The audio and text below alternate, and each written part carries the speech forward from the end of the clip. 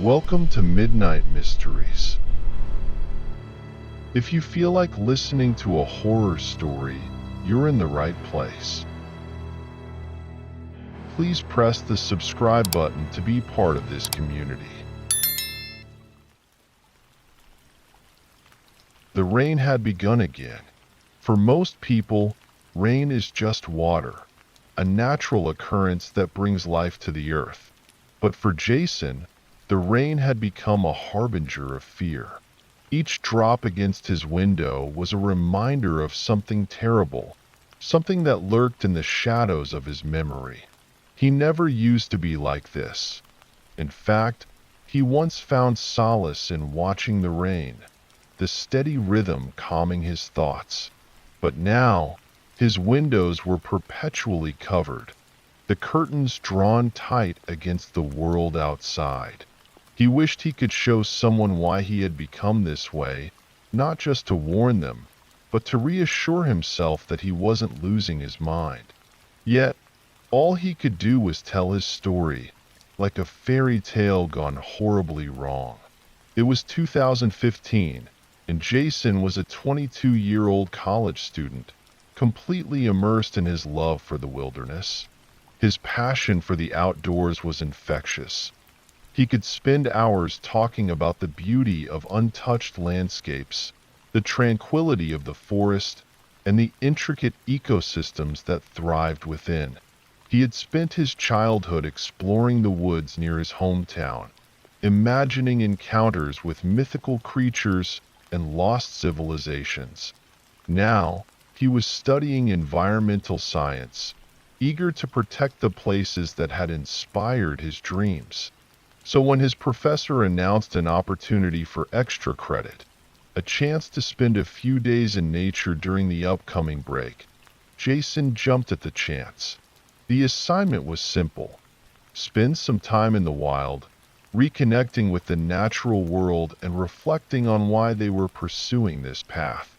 As an experienced hiker, Jason knew just the place: a remote trail in Willow Grove, a few hours from campus. It was a secluded spot, seldom visited except by the occasional park ranger, and it promised the solitude Jason was craving. "Hey, Sarah, want to come with me to Willow Grove?" Jason asked as they left class that day. Sarah was his closest friend, someone who shared his love for nature. She was a quiet, thoughtful person, with long, auburn hair and eyes that seemed to see right through the noise of the world. Despite her reserved nature, they had always connected on a deep level, sharing countless hikes and late-night conversations about life. "Sure, Jason, just let me know when," Sarah replied with a soft smile. Her words were simple, but the warmth behind them made Jason feel like this trip would be something special. In the days leading up to their departure, they spent their free time gathering supplies, food, tents, and all the essentials for a few days in the wilderness. When the day finally arrived, they loaded up Jason's old Jeep and headed east, leaving the bustling campus behind. The drive was long, but the anticipation made the hours fly by. By the time they reached Willow Grove, the sun was already starting its descent, casting long shadows across the dense forest. The parking lot at the trailhead was surprisingly full. People were scattered around, enjoying picnics and walking their dogs. But Jason knew that the deeper they ventured into the forest, the quieter it would get. "I thought you said it would be quiet here," Sarah teased, a playful glint in her eye. "It will be, once we get away from the weekend warriors," Jason replied with a grin, grabbing their packs from the Jeep's roof. They were bulky, but years of hiking had made them easy to carry. With everything strapped down, they headed toward the trail entrance, where a park ranger stood casually observing the crowd. "Heading in for the long haul?" the ranger asked as they approached. His tone was friendly, almost bored, as if he'd asked the same question 1,000 times before. Yeah, just a few days, Jason replied. That's okay, right? Of course, the ranger said, handing Jason a small card. Just give us a call if you need anything. There are a couple of ranger stations further in. Feel free to use them if the weather turns bad. And remember to clean up after yourselves. Thanks, we will, Jason replied, introducing himself and Sarah. The ranger nodded, gave them a brief wave, and returned to his quiet post as they started down the trail. The first few hours were peaceful, filled with the sounds of nature, bird song, rustling leaves, and the occasional snap of a twig underfoot. As the sun dipped lower, they began searching for a place to set up camp. After a bit of wandering, they found a small clearing, clearly used by hikers before them. It was perfect. Within minutes, they had their tents pitched, a small fire crackling between them. As they sat around the fire, the conversation drifted to familiar topics: school, friends, and future plans. But as the light faded, a sense of unease began to creep in. Maybe it was the encroaching darkness, or the way the wind whispered through the trees, but Jason couldn't shake the feeling that something was off. He glanced over at Sarah, who was quietly eating a granola bar, seemingly lost in thought. "Is everything okay?" she asked, noticing his distraction. "Yeah, I just thought I saw something," Jason replied, staring into the dark forest just beyond their camp. Something had caught his eye, a flash of movement, but it was gone now. "It was probably just a rabbit or something." Sarah nodded, though her eyes lingered on the shadows for a moment longer before returning to her meal. They finished eating in silence, the firelight casting flickering shadows around them. Once the fire had burned down to embers, they retreated to their tents, each lost in their thoughts. That night, Jason's sleep was restless. He dreamt of the forest, but it wasn't the serene place he knew.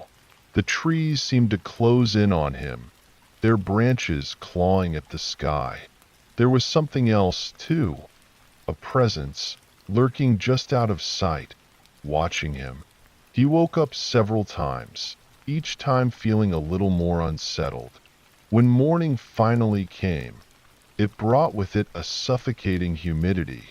Jason emerged from his tent, wiping sweat from his brow, only to find Sarah already packing up. "Morning," he mumbled, still shaking off the remnants of his nightmares. "Morning," Sarah replied, her voice quiet. "We should probably get moving. I think there's a storm coming." Jason looked up at the sky, noticing for the first time the heavy clouds gathering overhead. The air was thick, charged with the promise of rain. "Yeah, let's get going." They quickly packed up their camp, extinguishing the last of the fire before heading back to the trail. As they walked, the sky grew darker, and the wind picked up, rustling the leaves in a way that made Jason's skin crawl. He kept glancing over his shoulder, half expecting to see something lurking in the shadows. After a few hours, the first drops of rain began to fall. It was a light drizzle at first, but it quickly escalated into a downpour, soaking them to the bone. They picked up their pace, searching for shelter as the storm unleashed its fury. "There's a cabin up ahead," Sarah shouted over the roar of the rain, pointing to a barely visible structure through the trees. Without hesitation, they ran toward it, the mud sucking at their boots with every step. Jason nearly slipped as he tripped over something hidden beneath the waterlogged earth. A root or a branch, he couldn't tell. They reached the cabin just as the storm reached its peak, the wind howling around them. Jason pushed open the door, and they stumbled inside, drenched and exhausted. The cabin was small and bare, but it was dry, and at that moment, that was all that mattered. Finally, Sarah said, collapsing onto the floor. Jason couldn't help but smile at her relief, despite the gnawing unease that had settled in his gut. But as he looked out the window, back at the trail they had just come from, something caught his eye. It was just a glimpse, barely visible through the sheets of rain, but it made his blood run cold. There, half buried in the mud where he had tripped, was something pale and unnatural. He squinted, trying to make it out, but the rain was too thick. "Jason, what's wrong?" Sarah's voice snapped him out of his trance. He turned to her, his heart pounding in his chest. "Nothing," he lied. "I just thought I saw something." But as he turned back to the window, the pale object was gone, swallowed up by the storm. He swallowed hard, trying to shake off the feeling that something terrible was just beginning. The storm outside continued to rage, each gust of wind shaking the walls of the small cabin. Jason and Sarah sat huddled together, their clothes dripping wet, as the fire they managed to start crackled weakly in the corner. The oppressive atmosphere was heavy with the smell of damp wood and the metallic tang of fear that neither could shake. Jason kept glancing at the door, half expecting something to burst through it at any moment. The memory of the pale object in the mud outside haunted him, replaying in his mind like a broken record. "Are you sure you're okay?" Sarah asked again, her voice barely above a whisper. Jason nodded, not trusting himself to speak. His mind was racing, trying to make sense of what he had seen, or thought he had seen, outside. He didn't want to alarm Sarah, not when there was a chance that it was all in his head. But the feeling of dread that had settled over him since they left the trail refused to go away. It clung to him like the damp clothes sticking to his skin. "Maybe we should just wait out the storm and head back in the morning," Sarah suggested, breaking the silence. She was trying to sound calm, but Jason could hear the edge of anxiety in her voice. "I'm sure it'll pass soon." "Yeah," Jason agreed, though he wasn't so sure. He glanced out the window again, but the world beyond was nothing but a blur of rain and shadows. "It's probably just the storm messing with my head."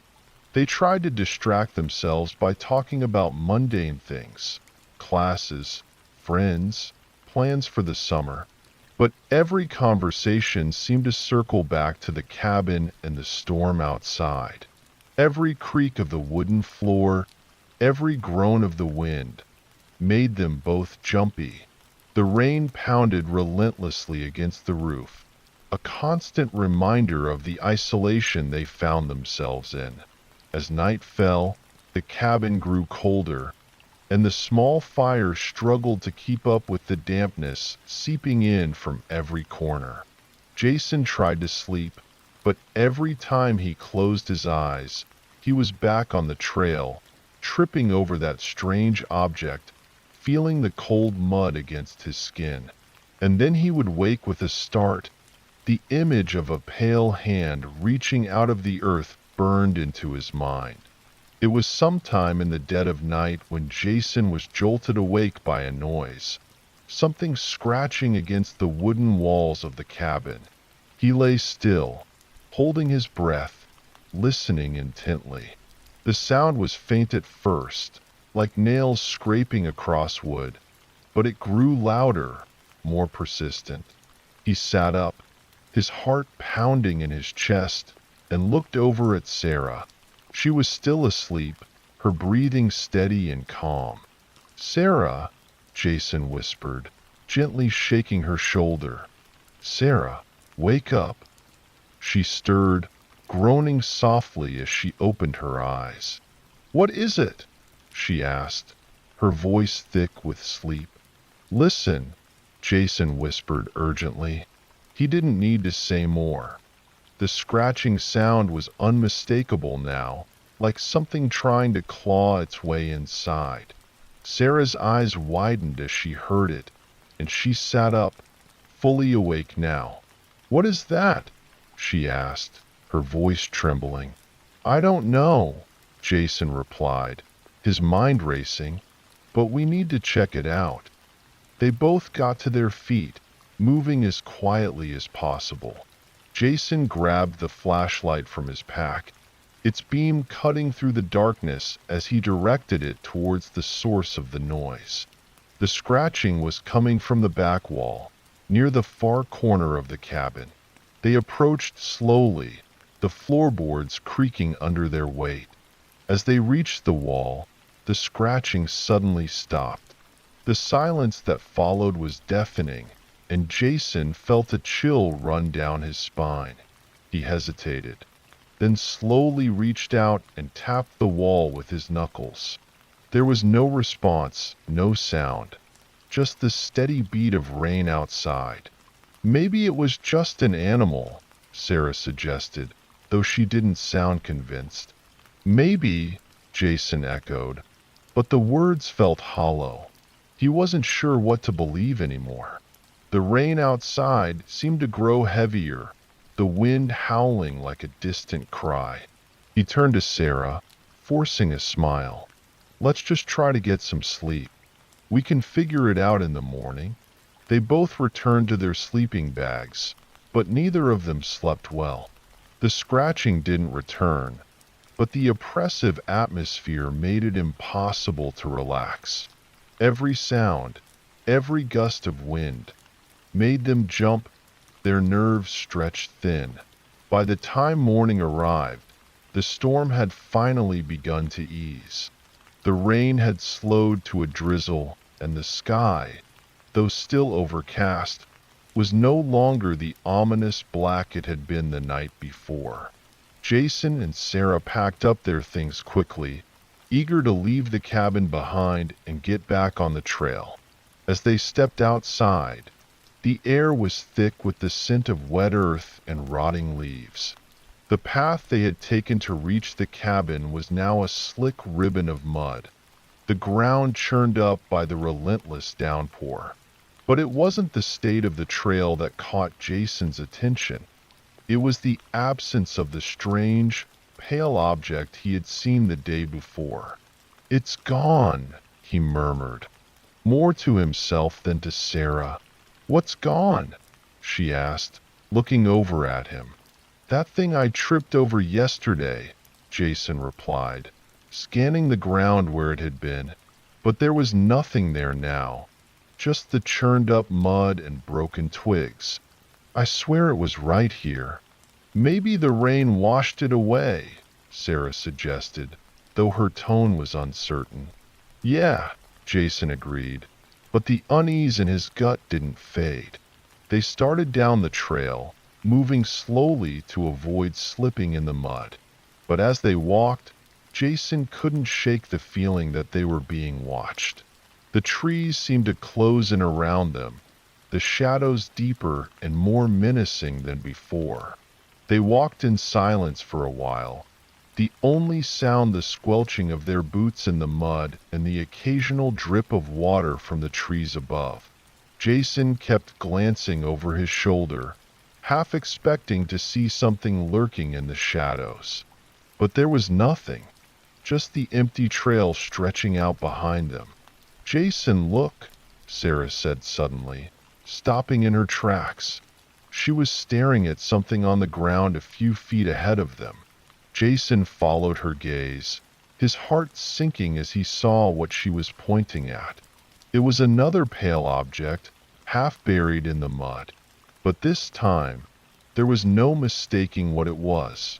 A human hand, reaching up from the earth, fingers splayed as if grasping for something just out of reach. "Oh my God," Sarah whispered, her face pale as she took a step back. Jason's mind raced, trying to make sense of what he was seeing. It couldn't be real, could it? He knelt down, hesitating before reaching out to touch the hand. The skin was cold, clammy, and unyielding, like the hand of a corpse. "We need to get out of here," Sarah said, her voice shaking. "Now." Jason didn't need to be told twice. He stood up, grabbing Sarah's hand as they hurried down the trail, their boots slipping in the mud. The forest around them seemed to close in, the trees looming like dark sentinels, watching their every move. They didn't stop running until they reached the trailhead, their breath coming in ragged gasps as they stumbled into the parking lot. Jason fumbled for his keys, his hands shaking as he unlocked the Jeep and threw their packs inside. As they drove away from Willow Grove, the rain began to fall again, lightly at first, but growing heavier with each passing mile. Jason gripped the steering wheel, his knuckles white as he tried to calm his racing heart.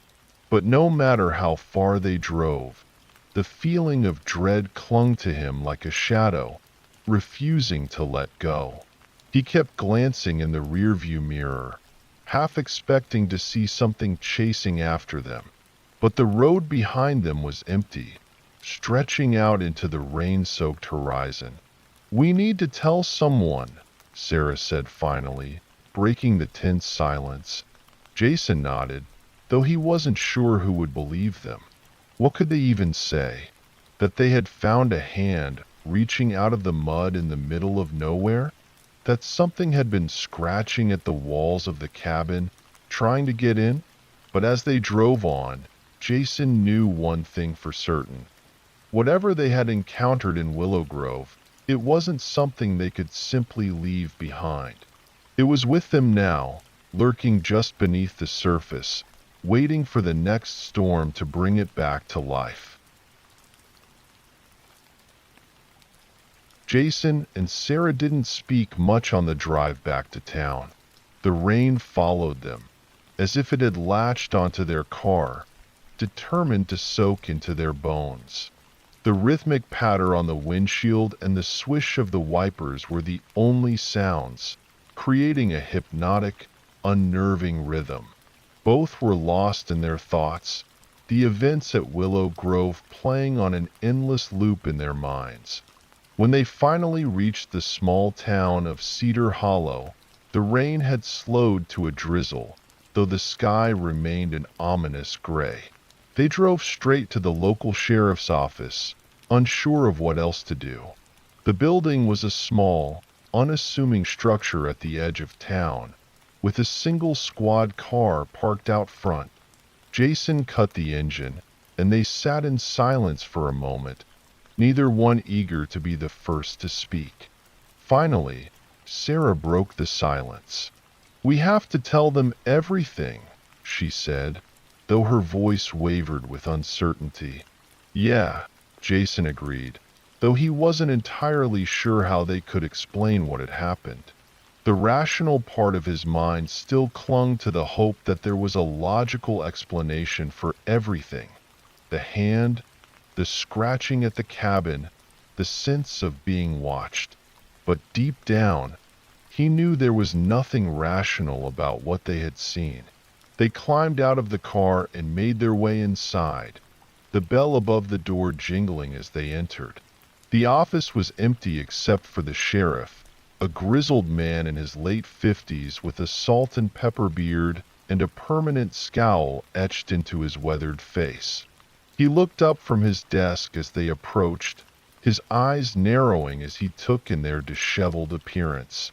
"What can I do for you folks?" he asked, leaning back in his chair with a skeptical expression. We just came from Willow Grove," Jason began, hesitating as he searched for the right words. "Something happened out there, something we can't explain."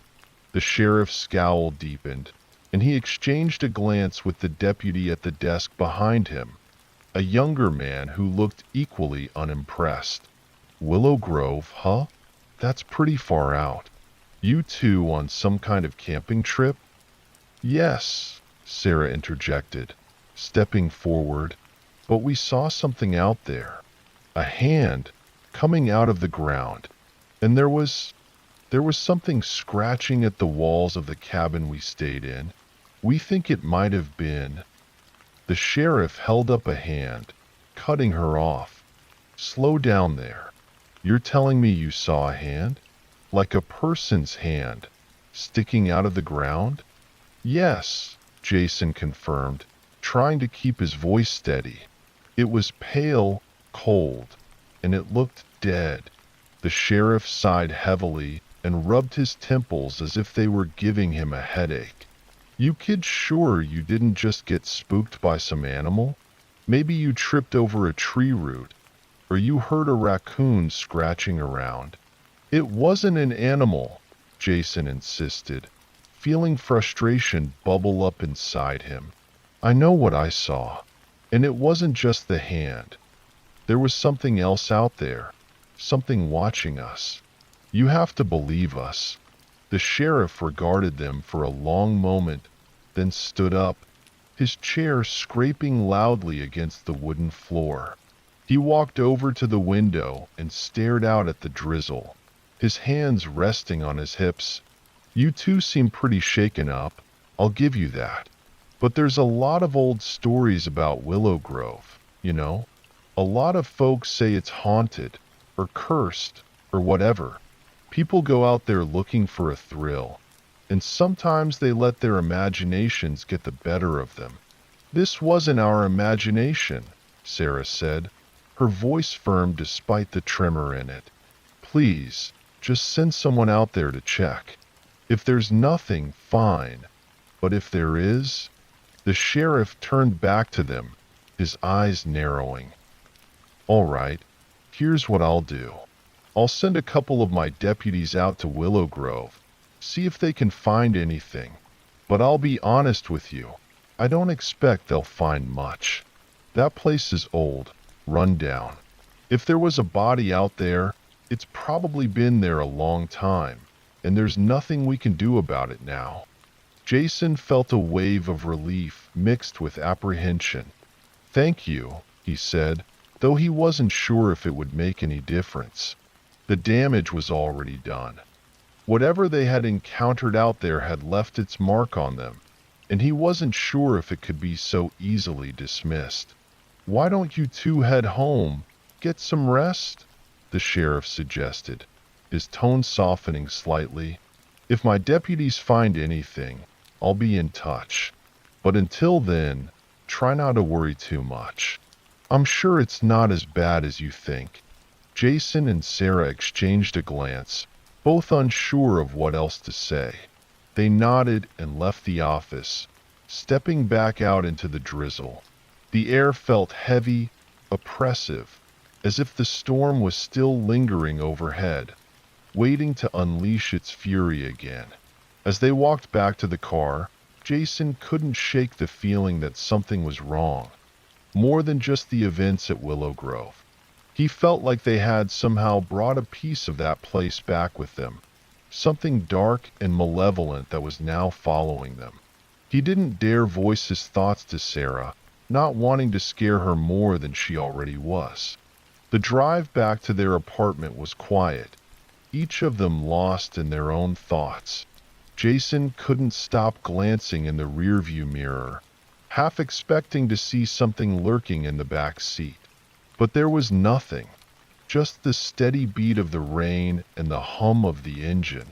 When they finally arrived, Jason parked the car and they made their way inside. The apartment felt empty, almost foreign after the ordeal they had just been through. Jason dropped his pack by the door and collapsed onto the couch, his body exhausted but his mind still racing. I'm going to take a shower, Sarah said quietly, not waiting for a response as she disappeared down the hallway. Jason listened to the sound of the water running, trying to focus on the mundane noise to drown out the thoughts swirling in his head. But no matter how hard he tried, he couldn't stop thinking about the hand, the scratching, the oppressive atmosphere that had surrounded them in Willow Grove. He felt like he was still there, trapped in that cabin with something lurking just outside, waiting for the right moment to strike. He was so lost in his thoughts that he didn't hear the water stop or Sarah return to the living room until she spoke. "Jason," she said, her voice trembling, "there's something in the mirror." Jason snapped out of his reverie and looked up at her, seeing the fear etched into her face. "What do you mean?" he asked, standing up. "I saw something in the bathroom mirror," she said, her voice barely above a whisper. "It was just a flash, but it was there. I don't know what it was, but it wasn't my reflection."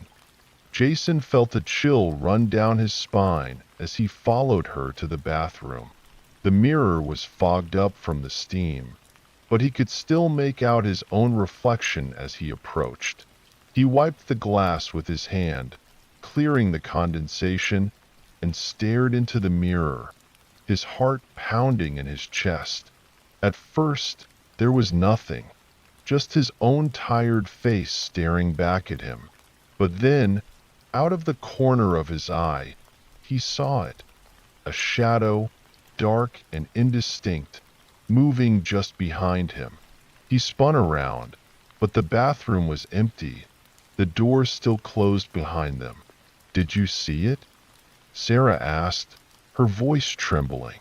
I think so," Jason replied, his mouth dry. "But there's nothing there." "We brought it back with us, didn't we?" Sarah whispered, her eyes wide with fear. "Whatever it was out there, it's here now." Jason didn't know what to say. He felt like he was trapped in a nightmare, one that he couldn't wake up from. He pulled Sarah close, holding her tightly as they stood in the small bathroom, the mirror reflecting their frightened faces back at them. That night, sleep eluded them both. They lay in bed, listening to the rain as it continued to fall outside, each drop a reminder of the storm that had changed their lives forever. Every creak of the apartment, every gust of wind outside, set their nerves on edge. It felt like the shadows were alive, creeping closer with every passing second. Jason's mind raced, trying to find a solution, a way to escape whatever it was that had followed them home. But the more he thought about it, the more hopeless it seemed. How could they fight something they couldn't see? Something that defied all logic and reason. At some point during the night, Jason drifted off to sleep, though his dreams were filled with darkness and terror. He dreamt of the cabin, of the hand reaching out of the mud, of the shadows that lurked just out of sight. He saw the pale face of the sheriff, his eyes wide with horror as something unseen dragged him into the darkness. He awoke with a start, his heart pounding in his chest, sweat drenching his body. The apartment was dark, the only light coming from the street lamp outside, casting long shadows across the room. He could hear Sarah's breathing next to him, slow and steady, though he knew she wasn't really asleep. He lay there in the darkness, staring up at the ceiling, listening to the rain as it continued to fall. He knew then that they weren't safe, that whatever had followed them from Willow Grove wasn't going to leave them alone. It was only a matter of time before it made its move, and when it did, he wasn't sure they would survive. But for now, all they could do was wait, trapped in their own home by an unseen terror, hoping that morning would bring some semblance of safety. But deep down, Jason knew that no matter how far they ran, no matter how much they tried to hide, the storm was always going to find them.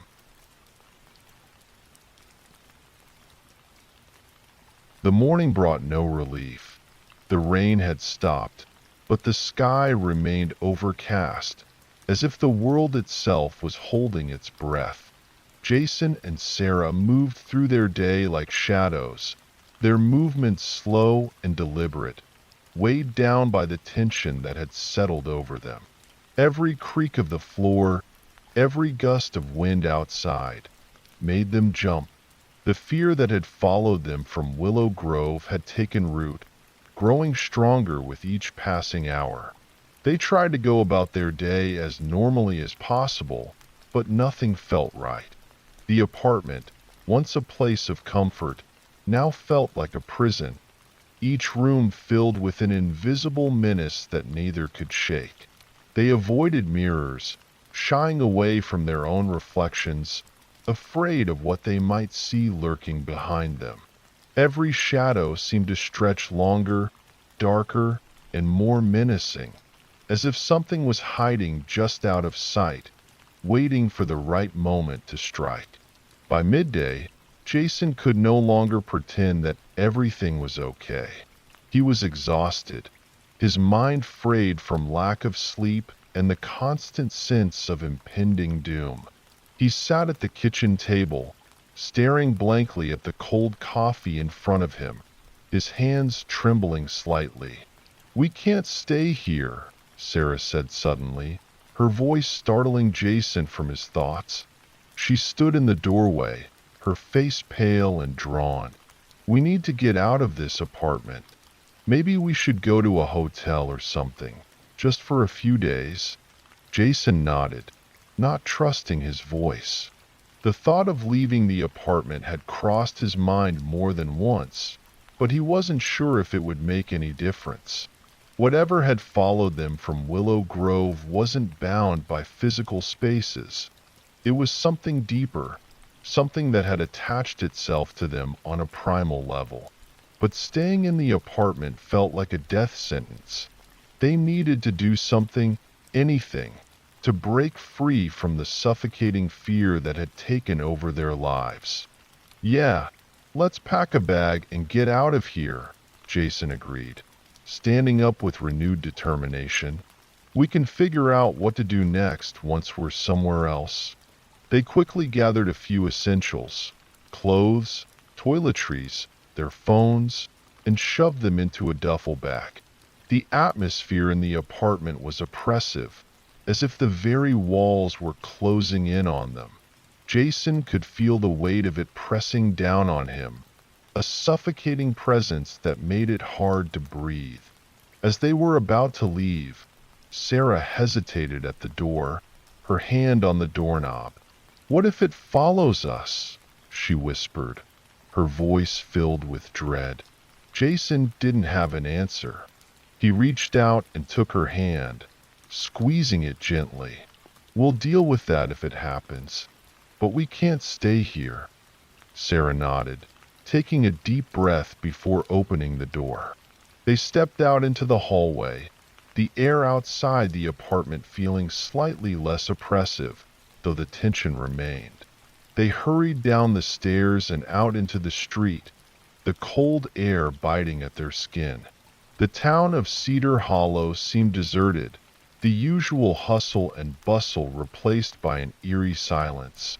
It was as if the entire town was holding its breath, waiting for something terrible to happen.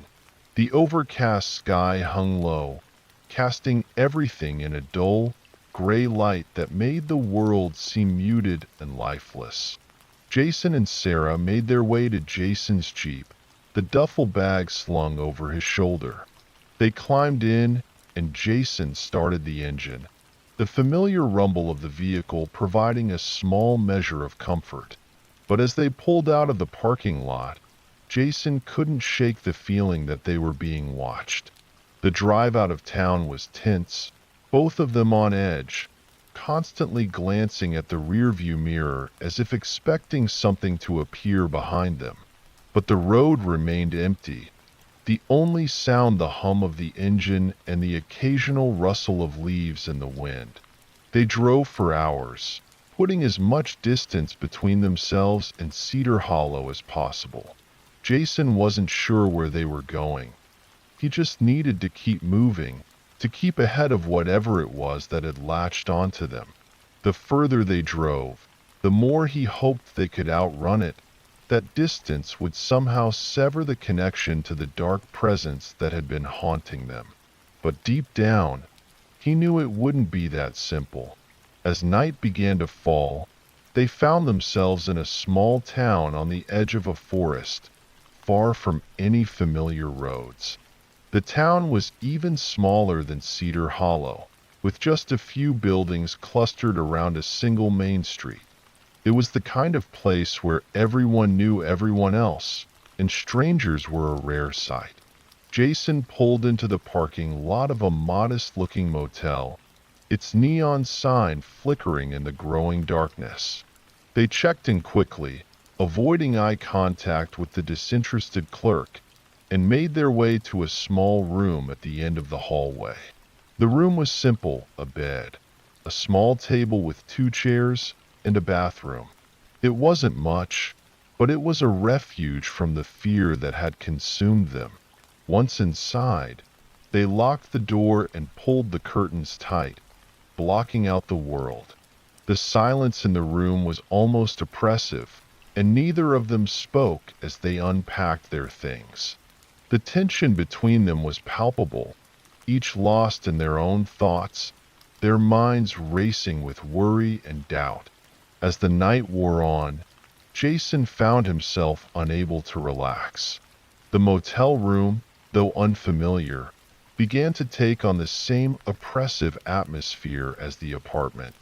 The air felt heavy, and shadows seemed to shift and stretch across the walls, twisting into grotesque shapes that made his skin crawl. He glanced over at Sarah, who was sitting on the edge of the bed, staring at the floor. She looked as exhausted as he felt, her face pale and drawn, her eyes wide with fear. "We can't keep running," she said quietly, her voice barely above a whisper. "It's going to follow us no matter where we go, isn't it?" Jason didn't know how to respond. He felt the same creeping dread that had plagued him since they left Willow Grove, and he knew she was right. Whatever this thing was, it wasn't bound by physical distance. It had already seeped into their minds, their souls, and there was no escaping it. But he couldn't give up, not yet. "We'll figure something out," he said, though the words felt hollow. "Maybe we can find someone who knows more about this, someone who can help us." "Like who?" Sarah asked, her voice trembling. "Who could possibly understand what we're going through?" Jason didn't have an answer, but before he could respond, the lights in the room flickered, casting strange, jagged shadows across the walls. The air grew colder, and Jason felt the hairs on the back of his neck stand on end. "Did you feel that?" Sarah whispered, her eyes wide with fear. Jason nodded, his heart pounding in his chest. The oppressive atmosphere in the room had thickened, the shadows growing darker and more pronounced. He stood up, his hands trembling as he reached for the light switch, flicking it on and off in a vain attempt to banish the darkness. But the light continued to flicker, the shadows twisting and writhing like living things. Suddenly, the room was plunged into darkness, the overhead light flicking off completely. The silence was deafening, and Jason felt a cold sweat break out across his skin. He could hear Sarah's ragged breathing next to him, her fear palpable in the pitch-black room. Then, from the corner of the room, came a soft scratching sound, just like they had heard at the cabin. Jason's breath caught in his throat as the sound grew louder, more insistent, as if something was clawing at the walls, trying to get in. He reached out blindly in the darkness, his hand finding Sarah's. She gripped his hand tightly, her nails digging into his skin. "What do we do?" she whispered, her voice trembling with terror. Jason didn't have an answer. He could feel the presence in the room, the same oppressive force that had haunted them since Willow Grove. It was here, with them, and there was no escape. The scratching grew louder, more frantic, as if whatever it was knew that they were trapped, that there was nowhere left for them to run. The air in the room grew colder still, and Jason could see his breath misting in front of him, the only indication that time hadn't stopped completely. Then, in the darkness, he saw it, a faint, pale shape moving towards them, barely visible in the gloom. It was the hand, the same hand they had seen reaching out of the mud in Willow Grove. But now it was here, impossibly long fingers stretching out towards them, as if it wanted to pull them into the darkness.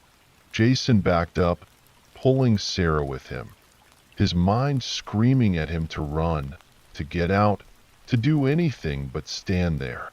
But his legs felt like lead, his body frozen in place as the hand drew closer. "Jason," Sarah whispered, her voice trembling. "It's here."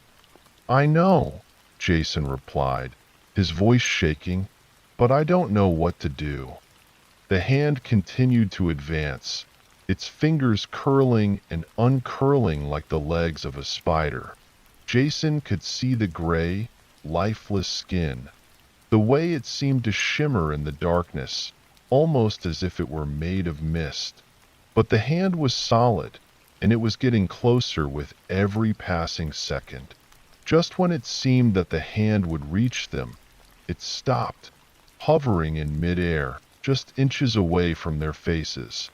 Jason held his breath, his heart pounding in his chest. The hand seemed to hesitate, as if unsure of what to do next. Then, in a voice that was both soft and terrifying, it spoke.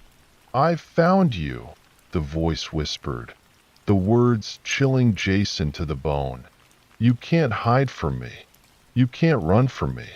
I will always find you." Jason's mind raced, his thoughts a jumbled mess of fear and confusion. He didn't know how to fight this thing, didn't know what it wanted or why it had latched onto them. All he knew was that they were trapped, and there was no escaping it. But then, just as suddenly as it had appeared, the hand began to fade, dissolving into the darkness like smoke. The air in the room grew warmer, and the oppressive atmosphere lifted, leaving Jason and Sarah gasping for breath. The lights flickered back on, casting the room in a harsh, artificial glow. The shadows were gone, and the room was empty, as if nothing had happened. But Jason knew better. He knew that the hand, the presence, was still out there, waiting for the right moment to return. It had let them go this time, but it wouldn't stop until it had them. "We can't stay here," Sarah said, her voice shaky but resolute. "We have to keep moving." Jason nodded, his heart heavy with the knowledge that there was no escaping this. But he couldn't give up, couldn't let this thing win. He didn't know what the future held, didn't know how they would survive, but he knew they had to try. They gathered their things and left the motel, the cold night air hitting them like a slap in the face. As they drove away, Jason glanced in the rearview mirror one last time, half expecting to see the hand reaching out from the darkness behind them. But there was nothing there, just the empty road stretching out into the night. They didn't have a destination in mind, just a desperate need to stay ahead of whatever it was that was chasing them. They drove through the night, the headlights cutting through the darkness, their eyes wide and alert for any sign of the terror that had haunted them. As the first light of dawn began to creep over the horizon, Jason realized that this was their life now, a life on the run, always looking over their shoulders, always waiting for the next storm to bring the terror back to life. And deep down, he knew that no matter how far they went, no matter how fast they ran, they would never truly escape, because some storms never pass. Did you like it? Subscribe to the channel to stay updated on the next stories. See you soon.